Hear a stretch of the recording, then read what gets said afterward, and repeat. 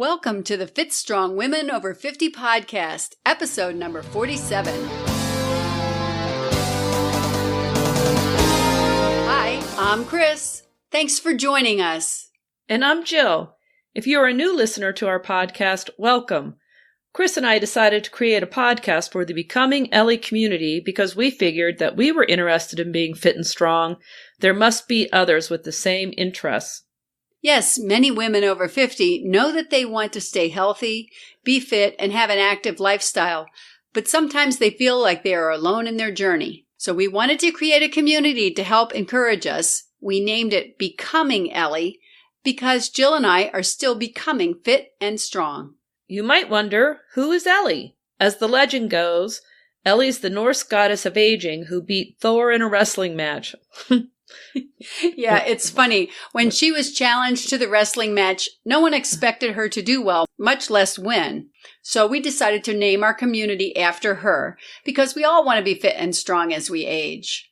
If you're looking for a community to support you in your efforts, consider joining our Becoming Ellie Facebook private group. And if you're looking for information, check out our website. There's a lot of resources available at becomingellie.com. I really enjoyed interviewing Lois Krebs for today's podcast. She's found a different way to work on being fit and strong. Yes, she seems to be having fun by taking up tap dancing. She has lots of other interesting ideas about getting and staying fit as well. Let's hear what she has to say. Today's guest is one of my oldest friends, and I'm so happy to have her on the podcast. Lois Krebs and I worked together many years ago and have remained friends over the years. Lois is my poster child of making major life changes by deciding to leave the corporate world and become a nurse. She decided to go to nursing school at the age of 50. Lois also took up tap dancing in her 50s. We thought discussing how dance has helped her keep fit was a good idea. Welcome, Lois. Thank you. Glad to be here. Glad to have you. How old were you when you decided to take up tap dancing? Well, this is actually my second round of tapping. I first took it up when I was probably mid-20s and didn't get very far. I was horrid. I gave it up, but I loved it. I've always loved the sound and how it looks. So after I became divorced and was looking for something to do in an active kind of way, I wanted something that I would stick with. So I thought, well, it's not very athletic, but it certainly is movement, and there's a routine you have to get your brain to remember. So I thought I'd give it a try. And it was a bit of a challenge to find a studio that offers adult tap classes, too. I mean, you can find classes everywhere for kids or teenagers, but for adults, beginners especially, no. You got to really search. Oh, yeah. Well, what do you think the benefits are of tapping? Well, for me, having an organized, routine, a set night where this is where I go, and we just do it for fun. There are 4 of us in my class. I guess it got me off the couch, first of all, and made me start thinking about using my body again in a more productive way than just to get from here to there. And made me think more about becoming more interested in exercising. And it did. It did the trick. Having movement in tap is such a rhythmic, beautiful, you have to be somewhat coordinated. So you need to think about how you're moving your feet and your arms and turning this way and that and not bumping into the person next to you. I just love the sound. So it was something fun to do actively. So that was the number one thing to get me off the couch. Yeah. Yeah. Physical benefits? Well, I've certainly gotten stronger legs and ankles. My coordination has improved dramatically. Spatially, the proprioception of where your body is in space. I have been doing yoga since I was 16, so I have a pretty good sense of that. But in dance, when you're moving quickly and maybe turning and your hands are going one direction, your feet another, it's a lot different than the slow, graceful movements of yoga.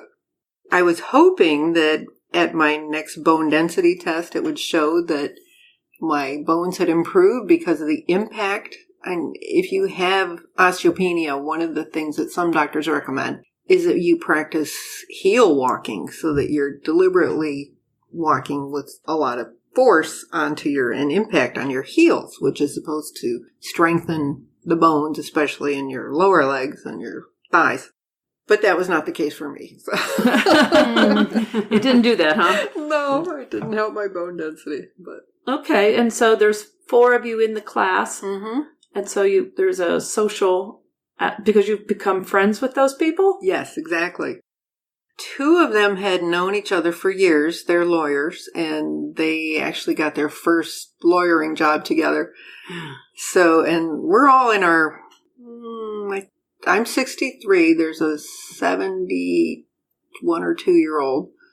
There's a 66-year-old, and the other one is probably 58, I think. And they all just started? I mean, you all just started together to learn it? One who had tap when she was a child. Okay.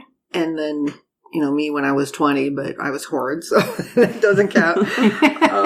So basically, we're all beginners, yeah. Other than those 2 having been friends before, we really didn't know each other. And they used to go out to dinner first before class. I thought, well, that's kind of weird. Why would you eat and then do this exercise thing? And they also clearly had some alcohol. They were a little uninhibited.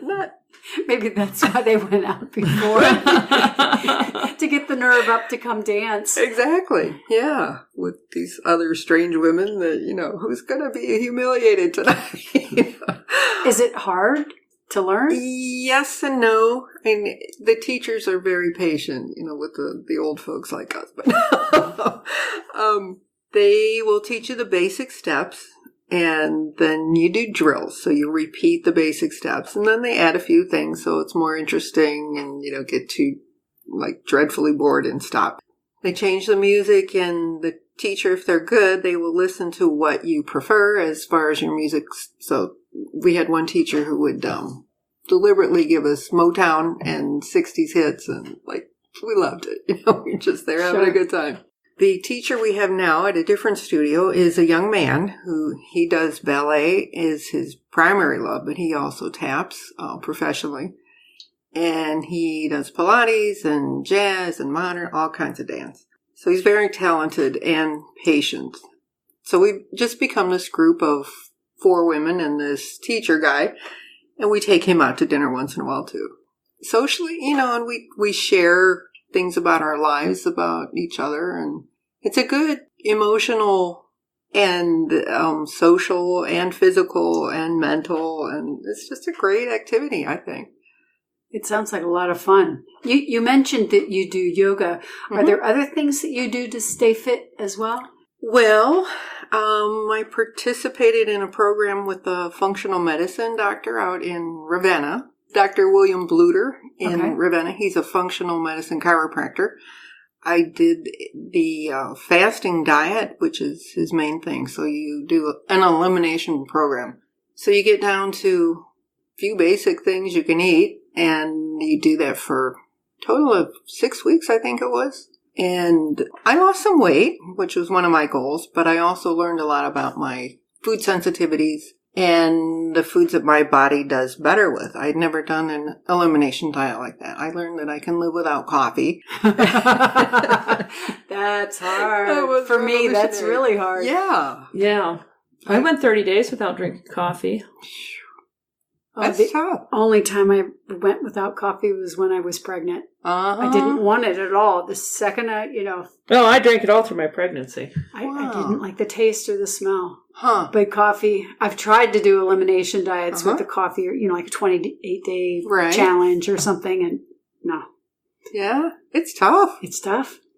So you did 30 days without coffee, Jill? Yeah.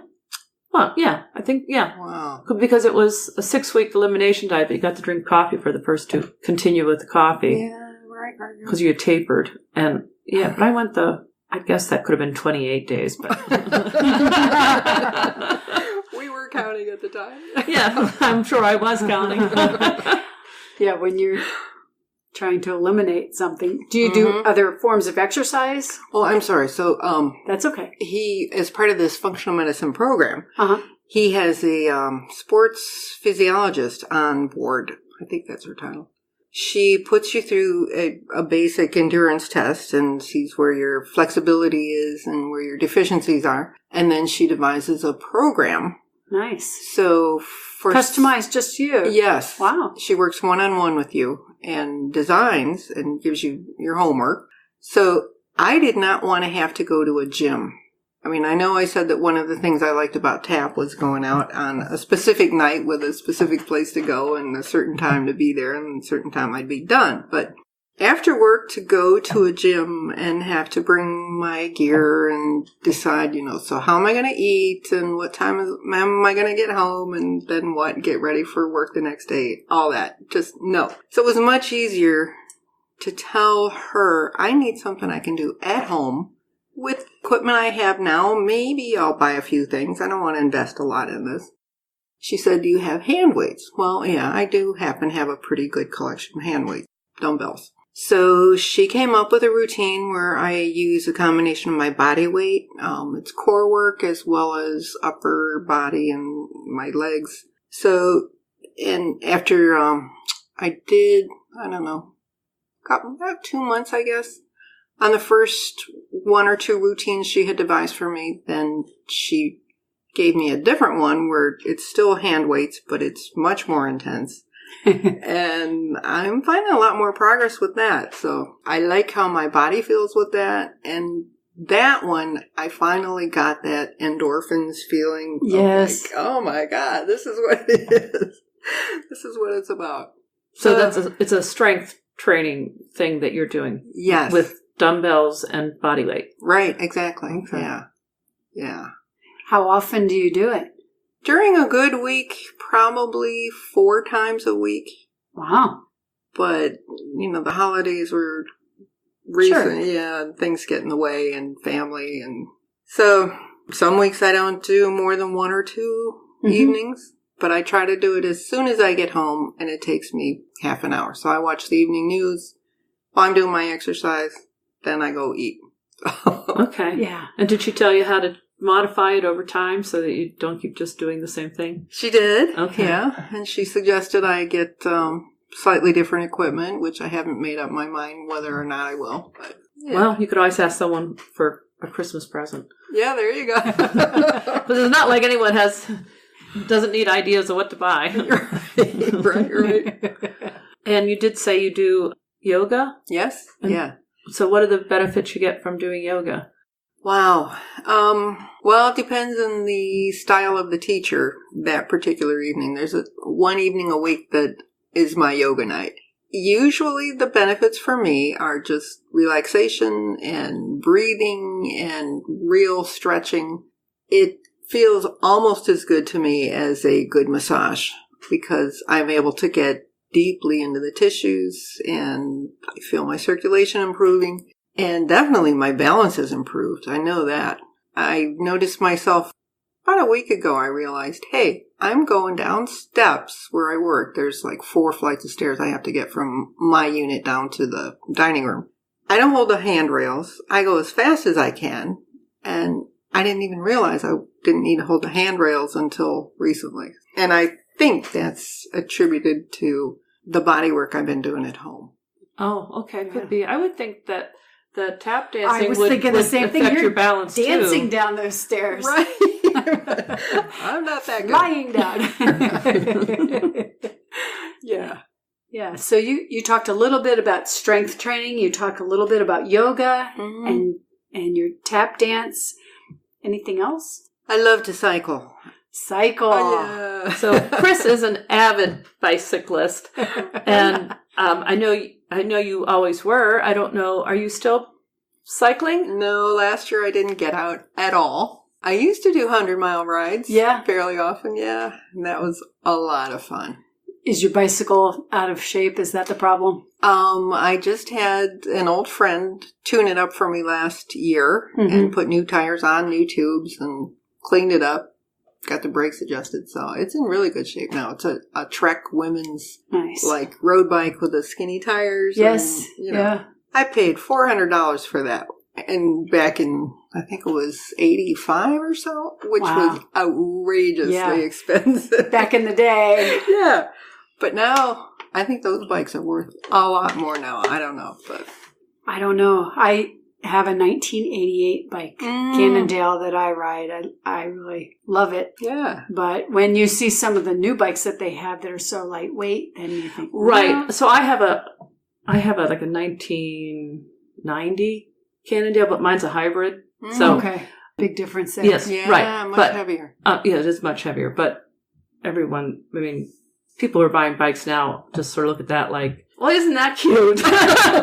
It depends what you're trying to do. You know, like with the gravel on the towpath, a hybrid can be really great because right, and that was what I got it for. Was exactly that. If you're on asphalt, it's a little bit harder. But then mountain biking, gosh, they've gone so far from where it used to be. A hybrid would be okay for mountain biking. They have the shocks, and they have it's just turned into such a sport.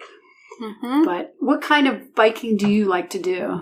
Now I ride on trails. Trails? The towpath a lot, yeah. Okay. And there's some great trails around where I live. Yeah. Most of them asphalt. Yeah. Black. Yeah. So why aren't you riding anymore? I think because I don't have the group, the social, I used to ride with a couple friends and their lives have changed. They don't live where they used to. And it's just harder. Everybody is now... among my peers at least, has other family obligations and elderly parents and whatnot, and drive quite a ways to get to their jobs. And so evenings are tough to get together. And I work every other weekend, which also is very hard to schedule with a group ride, in the summertime in the nicer weather. Then I got to go and take care of this one. And I want to work in my garden. Oh, that's another thing I do. I work in the garden. Oh, wow. I love the garden too. Yeah. It's just a lot of bending and stretching, that's for sure. Right.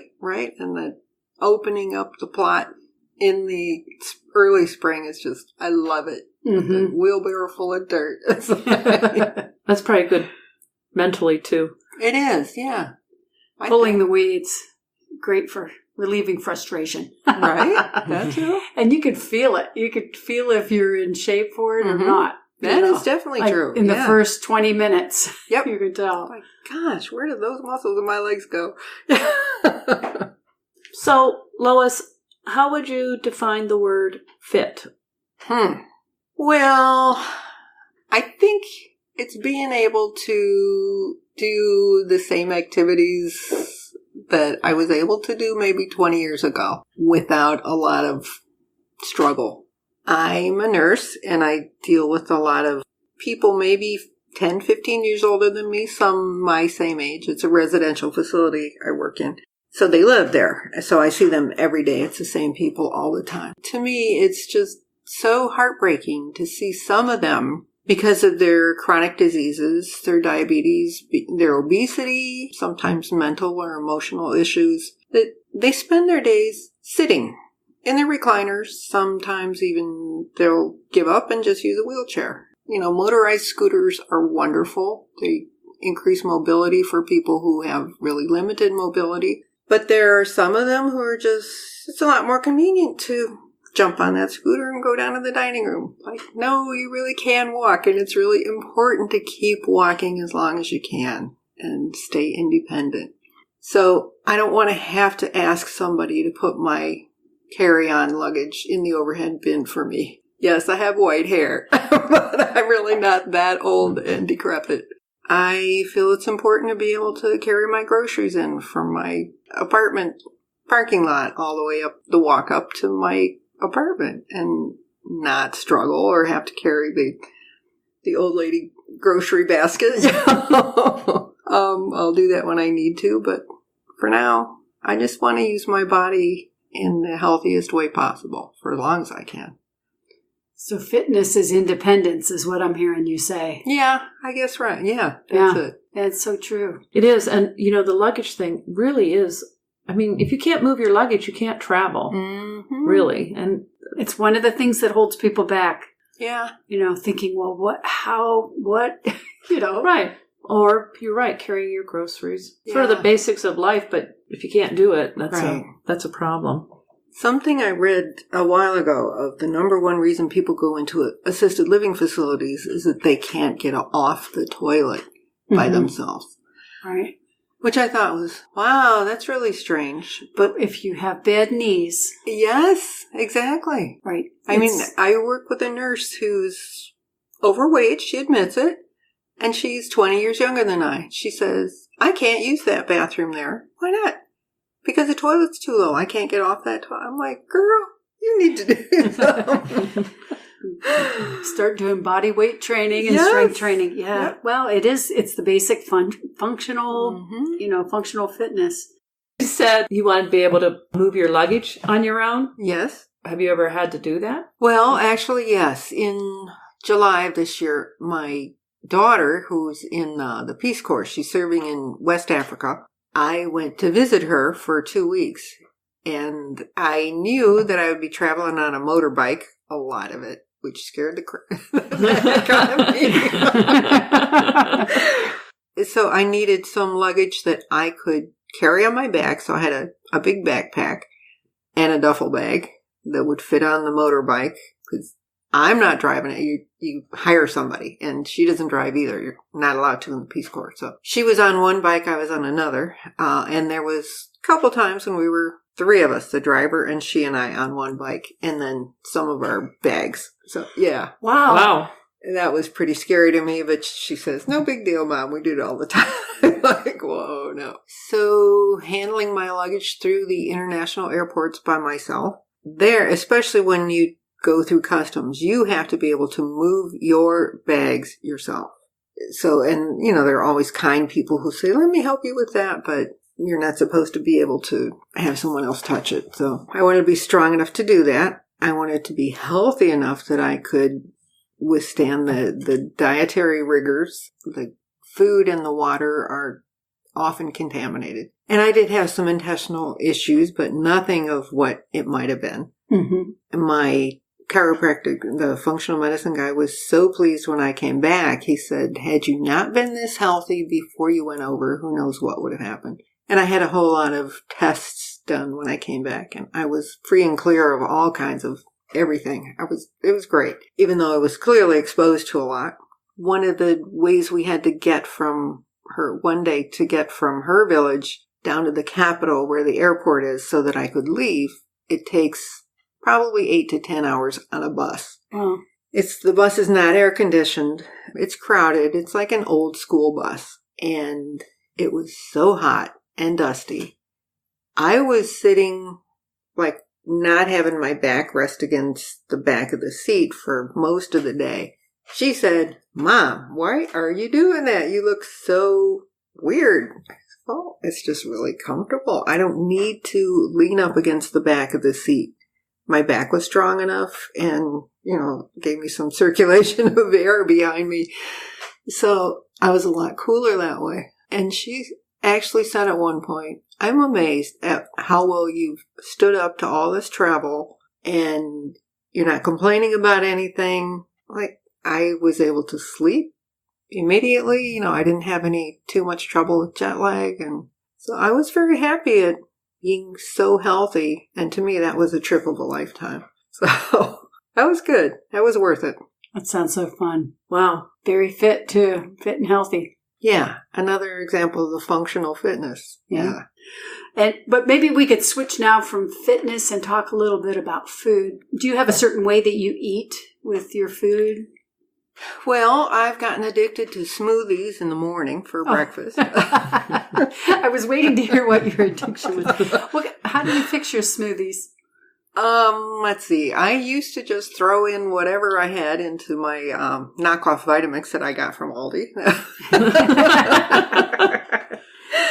Whatever vegetables and a couple of fruits. I try to minimize the fruit because of the sugar content. And my taste buds changed. At first, I needed a lot of fruit and not many vegetables until I got used to it. People who don't do smoothies will ask me, what is that? Like, well, it's kind of like a milkshake without the ice cream, And it's got all of these great stuff in there that I wouldn't ordinarily take the time to chew. Is it mostly vegetables? Now it's mostly vegetables, yeah. Spinach? Mostly greens, yes. Greens, that's my favorite. Okay, yeah.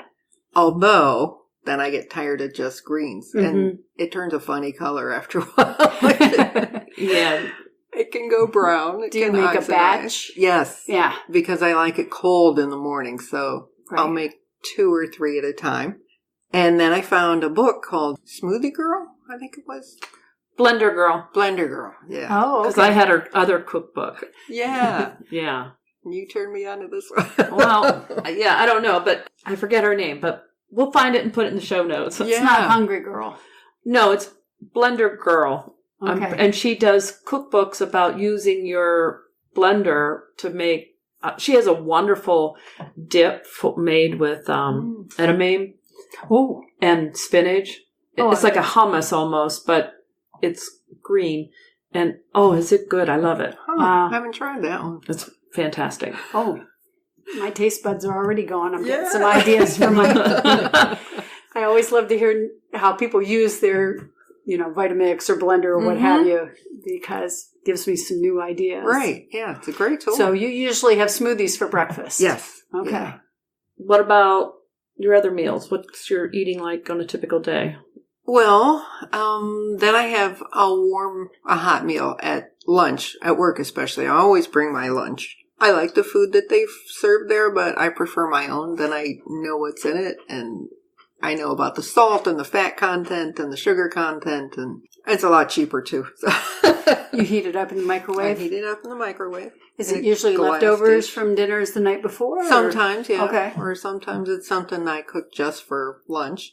Like what do you take for a hot meal? Well, usually some sort of meat and several vegetables. I used to take also rice or potatoes, and I don't do that since I did the Elimination Diet. I realized I can live without that, and I get full enough that I don't feel the need for it as part of my meal.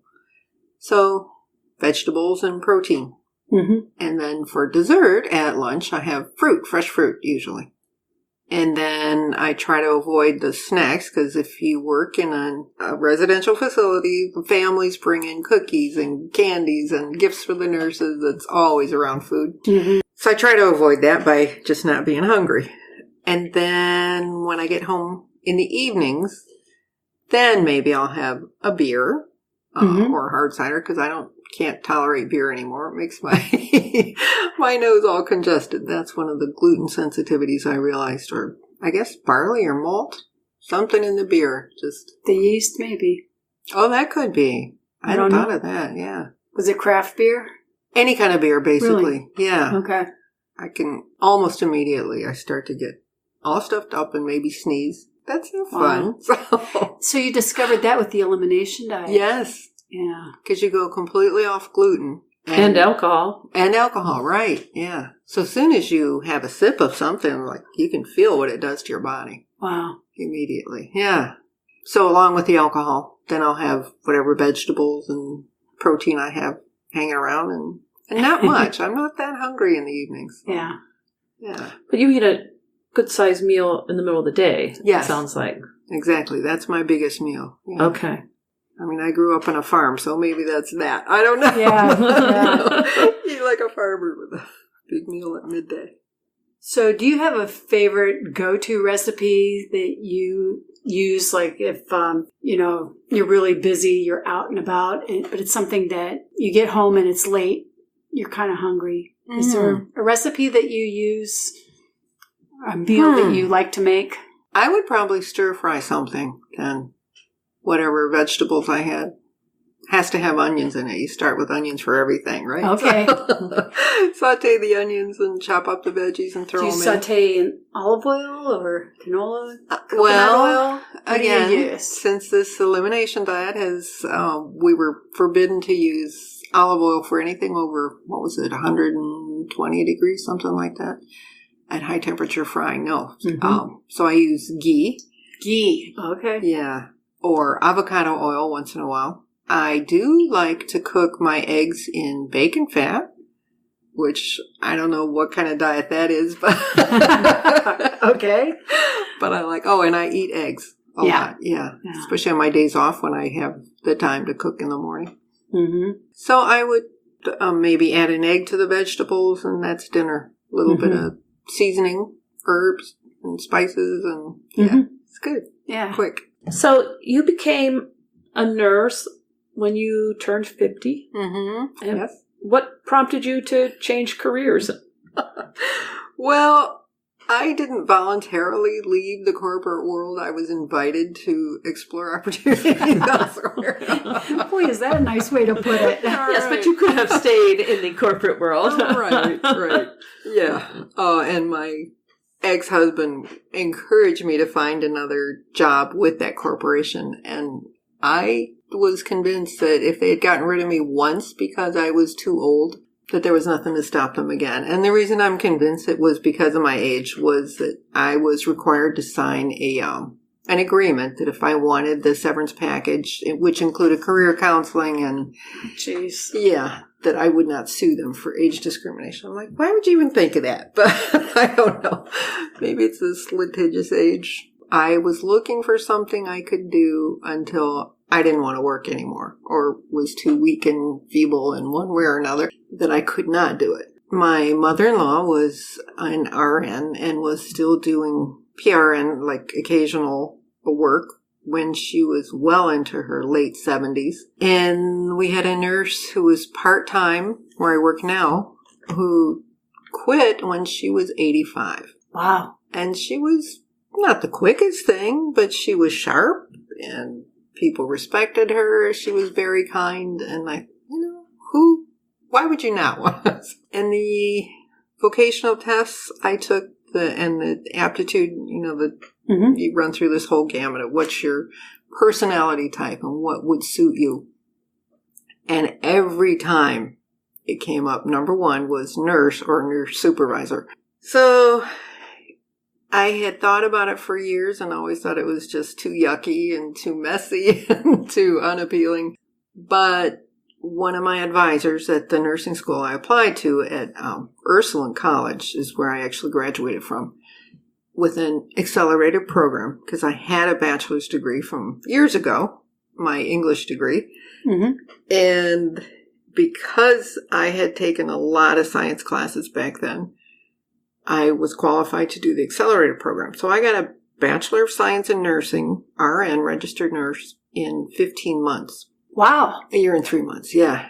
Which was not nearly enough time in my opinion, but... yeah, that's really fast. It's really fast. So you do a lot of studying at home, and I was still working part-time. And when I got full-time into nursing, the accelerated program, you have to do prerequisites also. Mm-hmm. There's certain classes that you must have. At that...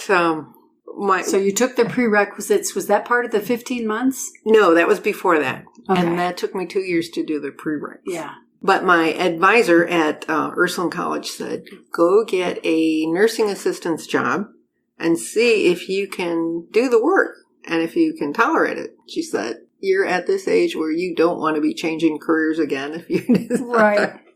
Well, even if you weren't that age, you don't want to change careers again. Yeah. Necessarily. True. Well, you certainly don't want to be spending the money on education and then decide, gee, I don't like it when you're all done. Right, exactly. It is quite an investment of many resources, time, money, and energy. Yeah.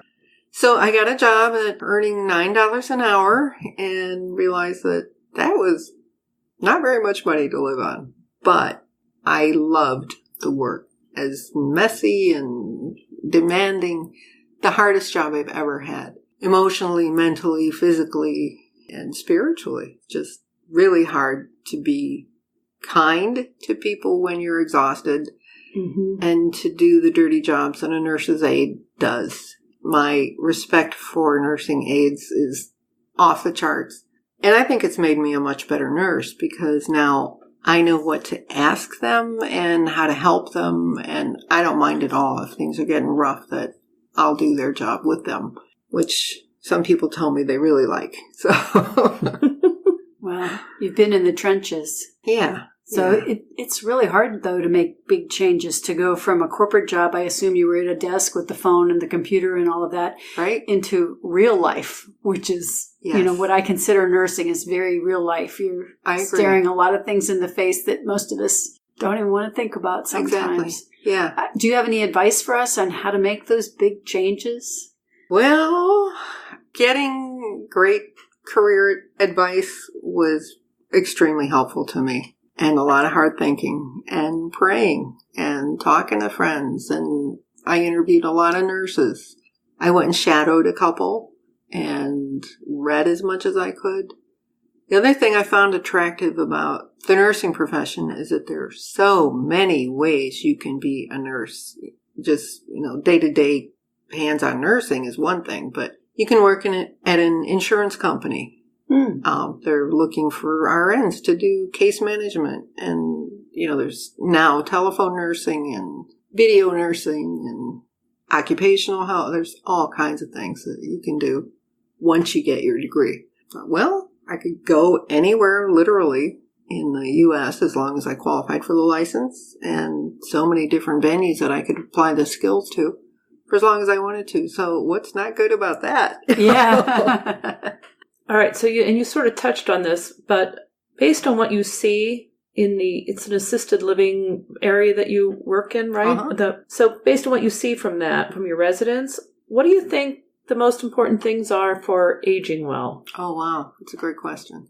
My number one advice and suggestion would be keep your weight under control and stay as active as your body will let you be for as long as possible. And to try to keep finding new ways to be active, new interests, new friends, new activities that, hobbies are great, but especially if you can move while you do them. But number one, definitely keep your weight under control. Good advice. Yeah. Good advice. Yeah. Thinking back to when you were younger, is there anything that you would give advice to your younger self if you were thinking back? Well, I never would have smoked a cigarette, which I did for 29 years. I think I would have found more sports that I liked. I'm not a runner. I don't know how you two do it, but I just cannot run. And I don't enjoy it. But, cycling, I don't know what else. I haven't thought much about that. But there are things I wish I would have learned to like. I think rock climbing looks like a lot of fun. Oh, yeah. Yeah. Rappelling, at least, going down. There's a rock climbing wall at the gym that I belong to. Oh. And one day I was just going around the track and the rock climbing wall was open and no one was there but the person who helps, to belay you. And I said, well, let's try it. I was really scared, but I got up not very far. But to me, it felt like I was at the top of the moon there, and it really was such a kick. I mean, when you're really kind of apprehensive about something and you try it and it's really not so hard, right? But you feel like you conquered it. Exactly. Yeah. It's such a rush. Like, wow, I can do this. Yeah. And it was fun. And it was hard. Right. But I did it. Yeah. Right. I guess that's how running is too.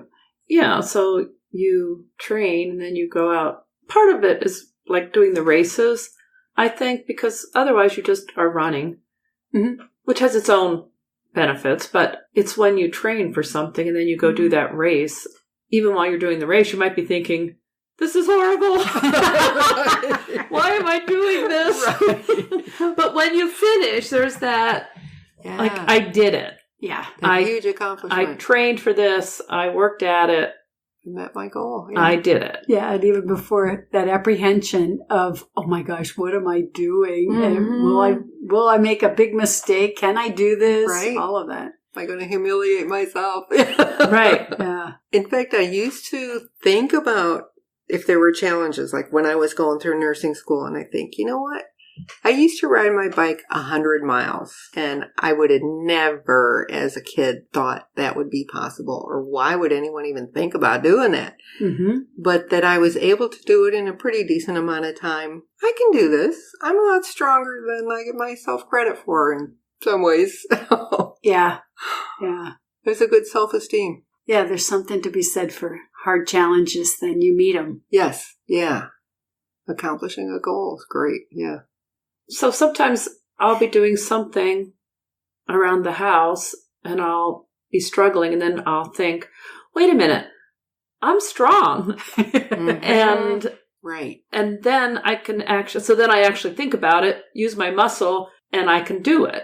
Right. But we've been we were not girls that were raised being athletic, like modern day girls. Well, Title IX didn't come in until just the end of high school for me. Right. So that was said, if you ever wanted to see the effect of a law, that certainly does it. Right. Good point. It's not my go-to thought that I have muscle to use. So it surprises me sometimes that I have to actually think, wait a minute, I really do work hard. I'm strong. I can carry this. Right. Yeah. Right. Okay. Well, I think we've made it to the lightning round. Sounds good. Are you ready? Okay. All right, so lightning round, quick, easy questions, and they can be quick, easy answers, or there is no right or wrong answer, to say whatever comes to mind. All right. I'll start. Bread, yes or no? Rarely, but sometimes. Okay. Yeah. Especially my mother's homemade bread. Yeah. All right. Yeah, that would be hard to pass up. Zumba or Pilates? No. And no. This one, I think I know what your answer is going to be. Bike or run or swim? Bike, maybe swim. Okay. Yeah. Especially swim in the ocean. One of the loveliest times I've ever had doing anything was just snorkeling in Hawaii. Wow. With the fish. Just divine. Broccoli or cauliflower? Either one. Okay. Yeah. I like them both. I like them together. I like them separately. I think broccoli's a little more versatile, but I don't know. I like cauliflower crust pizza. And mashed cauliflower with a little cream cheese. Yeah, that's good. Vegan or paleo? Wow. I think they're both great, but for me, probably paleo would be doable. Vegan, I'd like to try for a while, maybe. See if I could do it as a challenge, but paleo is more me. Yeah. Gym or park? Park. Yeah. You and I have gone hiking for hours and hours over the years. Yeah. And some great times. Beautiful scenery. And even when I'm by myself, when I had a dog, that was wonderful. Brandywine Falls around here. Just, oh man, love to just walk around and be, breathe in those electrons and wow. But I like being in the park in all seasons. I love to cross-country ski. Oh, I forgot to say that. Yeah, cross-country ski is one of my loves. And that you can do basically anywhere. You just need the skis, throw them in the car and go. Yeah, very fun. Mm-hmm. That's good exercise, too. Yeah. Eggs or oatmeal? Both. Not so much oatmeal since I started doing more smoothies. But, oh man, I love a good bowl of, not necessarily oatmeal, but any whole grain hot cereal with peanut butter or almond butter, which some people think is weird, but oh, it's so good. Nice. Treadmill or Stairmaster or elliptical? No. Okay. None of those things. Yeah. Wine or beer? I like white wine, and yeah, beer kind of doesn't agree with me anymore, but I love it. Hard cider now. Kettlebell or dumbbell? I've done kettlebells, and I find them really hard, very productive, and challenging, like effective. So I'd say efficient, but dumbbells that's my go-to. Yeah. Okay. Quinoa or rice? Quinoa. All that protein. It tastes great. I think you can do more with quinoa than you can with rice. I don't know. Coffee or tea? I drink 1 cup of coffee in the morning and maybe another mid-morning if I'm really, really tired. But tea is that's what I drink during the day. Okay. Yeah. That's cool. Well, thank you so much for joining us today and thanks for inviting sharing me. so much about your life. It's been fun. Yeah, thank you for coming and talking with us. We'll make sure that we put in the show notes about your smoothie recipe, that special one that you were talking about. So, all right, good. Yeah. So thanks again for coming. You bet. Thanks for inviting me. It was fun. Good. All right. See you again. Okay. Take care. You too. Bye. Bye-bye. Bye-bye. Talking to Lois makes me think maybe I could do something like tap, though I usually stay far away from anything like dance. I am not the most coordinated person. Yeah. Every once in a while, I try Zumba. because I think it's a good idea to challenge my brain and have my arms and legs doing opposite things. I guess it's like walking and chewing gum. I know that dance really helps with balance and flexibility as well. And I really like talking to Lois about her travel experiences. It's a good reminder, too, that you don't have to go to a gym to work on strength training. Yeah, I'm wondering if any of our listeners have ideas about working out at home. If you don't go to a gym for your workout, how do you get in your weekly strength routines? I know one of my friends told me she uses soup cans for weights. Let us know what you do at home. Which kind of reminds me, there's a commercial about working out at home that was in the news this past week. It's that Peloton bicycle commercial. Have you seen it? Yeah, I saw it. What did you think of it? I know a lot of people who ride those kinds of bikes, so that didn't bother me. And I didn't really understand, to be honest, why everyone was so upset, because I felt like I kept reading, well, she only lost like 2 pounds. She didn't have any weight to lose, as though the only reason to be riding a bike was to lose weight. And that just to me seemed silly. Yeah. Well, I think it was that look on her face when she was doing the selfie, like, this is my first one. And her eyebrows have that, oh my God, what the heck am I doing look on them. And that was weird. I guess, yes, though, if I were on my first time on a Peloton, I'd be looking like that too, I suspect. Yeah. They didn't really focus on how strong you feel from doing spinning. I mean, I know Peloton's not exactly spinning, but it's kind of like that. Yeah, it is exactly like that.